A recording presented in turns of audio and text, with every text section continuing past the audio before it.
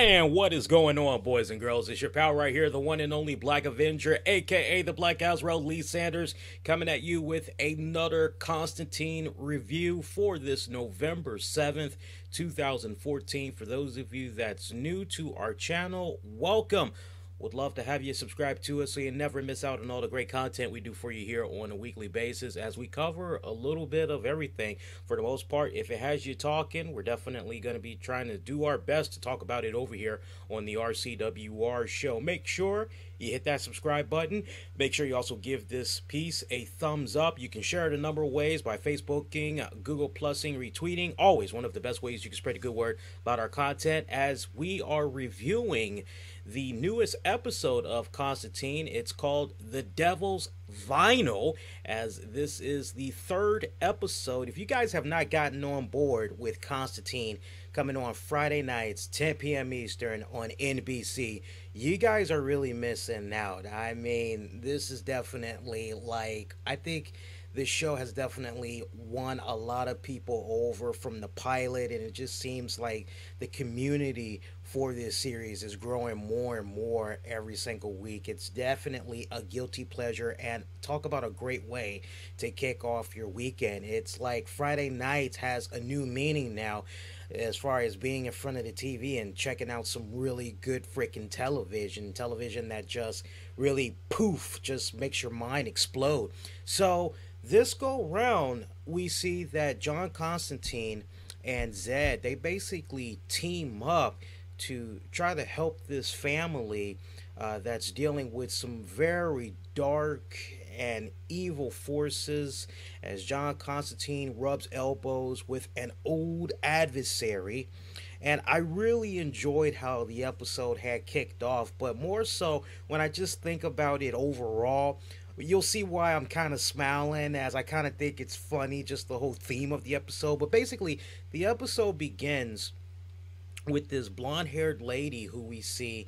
She's in some unknown location where we see she finds this holy book, and the holy book is like conveniently behind some wall. Somehow she knew where this was, all right?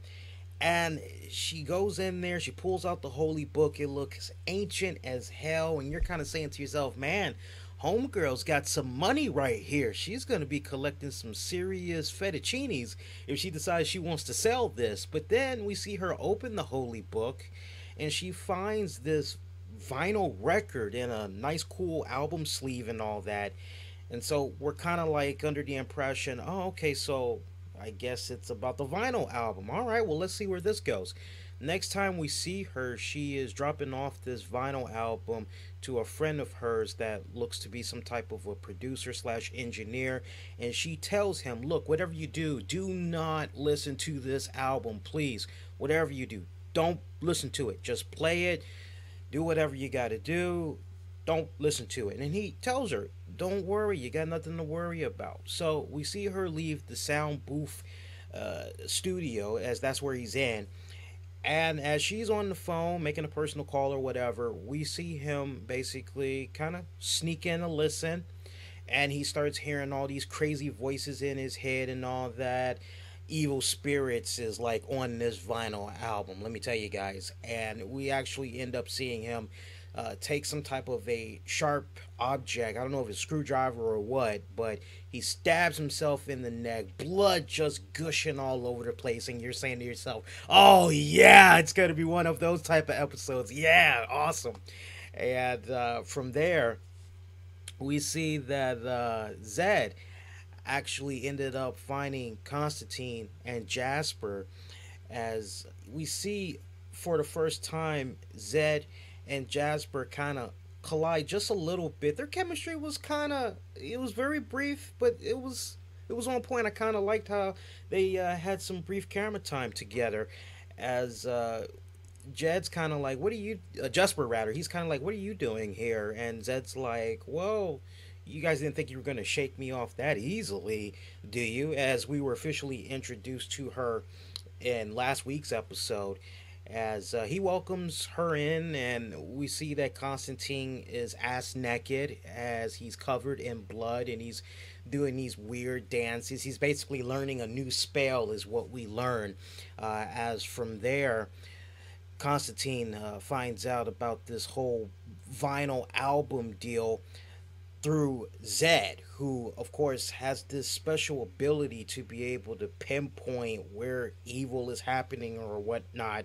So they actually end up going to the place, city and state wise, where Constantine finds out about his friend, the producer, who had ended up killing himself. Apparently, this producer and Constantine, they go way back to a time where Constantine was trying to form a band. It was called, get this, Mucous Membrane. And he's trying to understand how his friend had died. And we see him and Zed, they go through a little bit of ways to go to the city morgue to, I thought, what was a really brilliant scene in reviving the producer slash engineer's corpse long enough so that he could talk to Constantine and try to give him some type of insight into how he came to his sudden demise. And we learned that each time Constantine does this particular type of spell, there's other spells, I'm quite sure, but we learned for a fact that with this particular spell that he did to be able to talk to his dead friend, that it takes a little bit of his mortality away. It like speeds him up that much closer to death, is what we learn. But as far as Constantine is concerned, whatever the cost, whatever he has to do to get the job done. All right. And from there, eventually, there was one or two clues that the dead friend was able to give, which sets them up to going to I think it was a hospital or old folks' home. I'm not really sure, but it leads them to this place where they see this old man, and apparently, he was a producer of that vinyl album that like killed Constantine's friend, and he tells this legendary story about this musician. I didn't catch the musician's name, but he tells the story about this musician who sounded so good and everything because he made a deal with the devil or whatnot. And basically, when it was time for the devil to collect, he collected in a big way as he took the soul of that singer, and the vocals that the singer was laying down was captured on the vinyl album. And the producer, he tried to do everything he could to destroy this vinyl album for many many years, and finally he just buried it at a remote location until one day a investigator had came to him and was making questions about it. And he provided the information that he could to this investigator, who he admitted was very relentless, would not take no for an answer, just constantly kept hounding him for information. So he finally gave this investigator the information. Constantine would learn the name of this investigator named Phelps. And from there, the old man, he actually proceeded to die because he said he thinks it's time for him to go now because he sees an angel. Constantine didn't see the angel. Zed didn't see the angel as Zed went out trying to look for help. And it's awesome how this scene comes about because for like a brief moment, we see time just freeze. And Constantine, he's not frozen. He's just seeing that, wait a minute, the reality just bent. What's going on here? He looks back and he sees that Manny is there to claim the soul. So I love Manny, by the way. Manny is freaking awesome. I've been following that guy's career, the actor that portrays Manny. I've been following his career since like the days of Oz. Such a underrated actor he is right there. From there, let me see. I'm trying to think what had came about after that. So they found out the name of the person, the investigator, Phelps, which basically connected to the woman that we were introduced at the very beginning of the episode that had found that vinyl album or whatever. A little bit of inconsistencies right here because, like, You know that this vinyl album is like no good. She knows that it's like pure evil, that like something's not quite right with it, and that it should be in a place where like nobody can get to except for her, right? Yet a couple of times we see her daughter is able to just get her hands on this album. So it's kind of like, okay, where was this? Like under the bed or something for this little girl to grab? I thought it was kind of silly right there that something that is so unholy, something that is so of, oh my God, you just don't be near this because it's like pure evil or something like that. You would have something that unholy, that evil, that sinister, that ancient. You would think that would be put away somewhere in a very, very tight and remote location, but no, she had it in a place where her daughter was able to get to this bad boy twice. As Constantine was trying to find out what the hell was going on, what type of deal did this woman had make, and we learned that she made two deals apparently. One of the deals that she made was for her husband.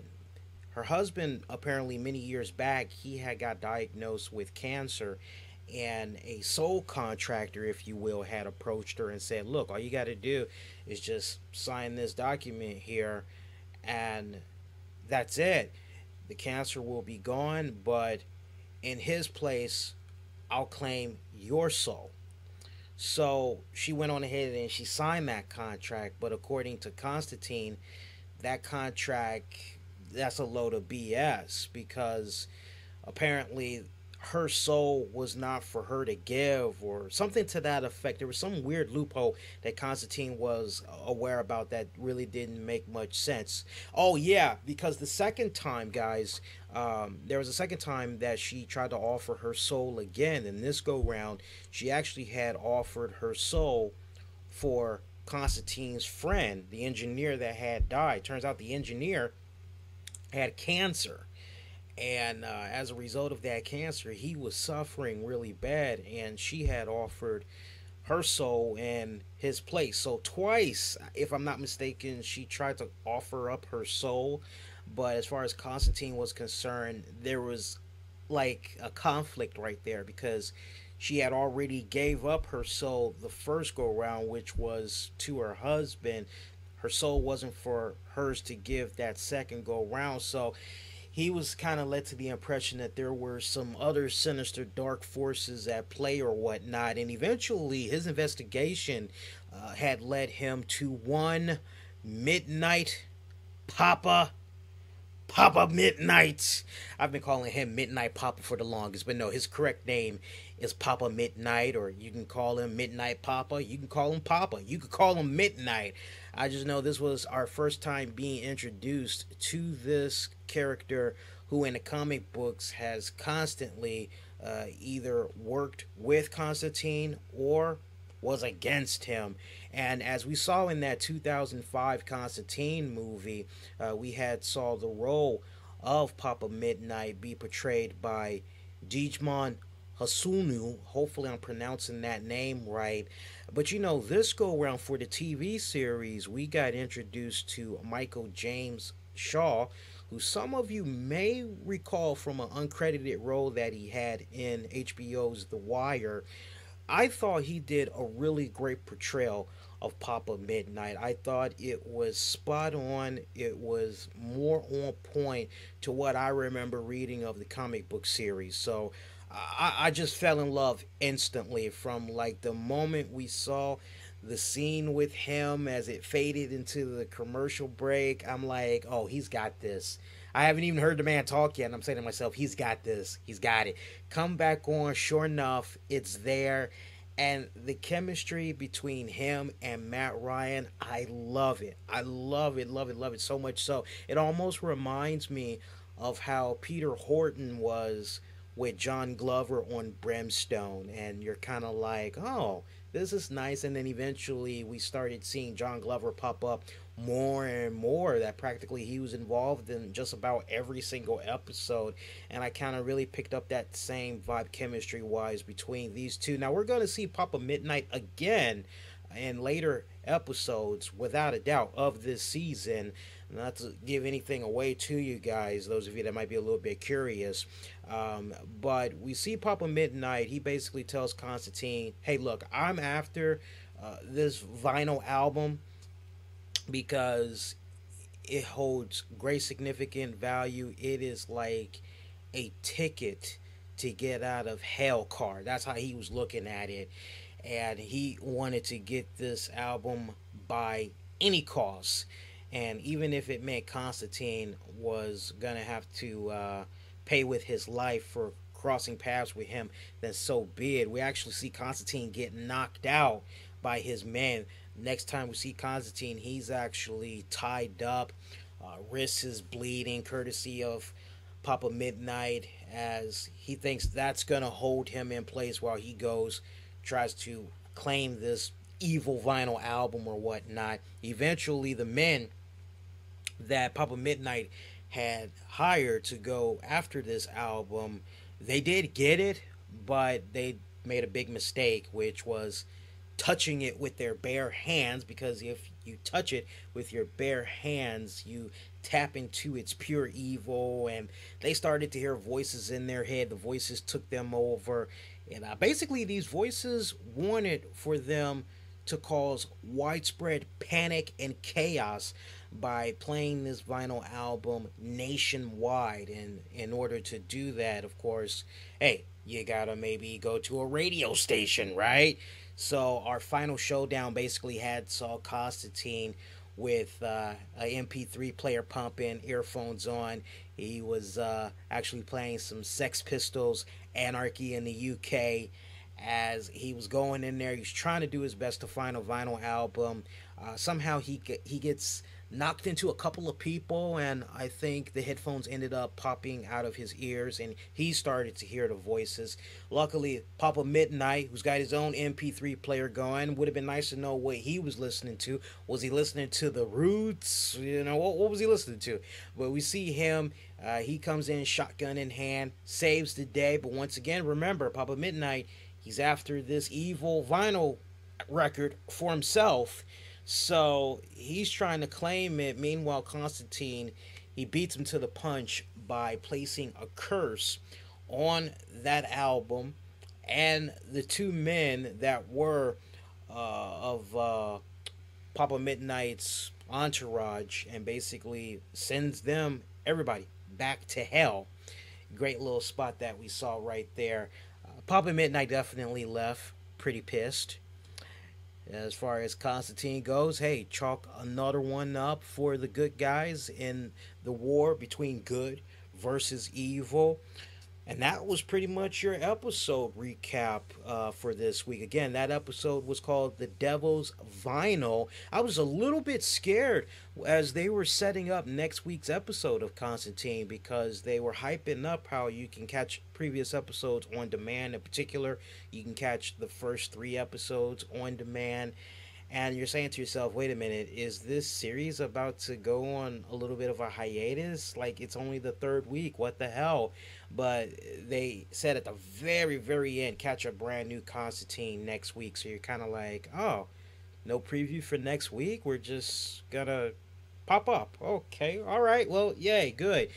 So I hope that they continue the good marketing that they've been doing with Constantine and the promoting and all that. It seems like each episode grows more and more stronger. It seems like the cast is really finding its own groove. They're finding their own chemistry and all that. But yeah, I definitely have to say this episode, scale of 1 to 10, I definitely have to give it a. I won't give it a solid 10. There was a couple of things that was in there that I thought was a little bit silly. Definitely the little girl who comes across the vinyl album twice and all that. There was also another scene where Constantine, he hops over the fence to see the Feltz family. So you're kind of led to the impression he's going to try to do a little bit of a sneaking co-op mission, but then he sees some guy who's playing a guitar or whatever, and all of a sudden he gets so pissed off that he goes crashing through the glass door. And I'm saying to myself, What the hell? Oh, and conveniently, you don't have any scrapes on you? Like, if you or me did that in real life, we'd have glasses all in our body and our skin, and we'd be bleeding. We got to be careful because we may have ruptured a main artery as a result of that. So I thought that was a little bit silly as well. There's a couple of other scenes that I thought was silly. I'd have to give this episode a respected 7.5, maybe an 8, but I'm gonna stay firm with the 7.5. I won't say it's because I mean we've only got 3 episodes in, but you can definitely tell with the continuity as far as the story strength. It seems to be getting better and better each week. I'll definitely give it that nod. What did you guys think about this episode? If you watched it, feel free to comment below. And for those of you that maybe have not watched Constantine yet, hopefully this will maybe make you want to go check it out. Would you like more Constantine reviews? Let me know. Post your comments down below. And again, let me know what you had thought about this week's episode. And that is going to do it. In the meantime, make sure you hit that subscribe button so you never miss out on all the great content we do for you here on a weekly basis. We also got some great podcast shows that you can check out on the downloads, or you can check us out live. All the links you need is in this episode description. And until next go round, please be safe and most importantly, be kind to one another. We'll see you next go round. Everybody, take care.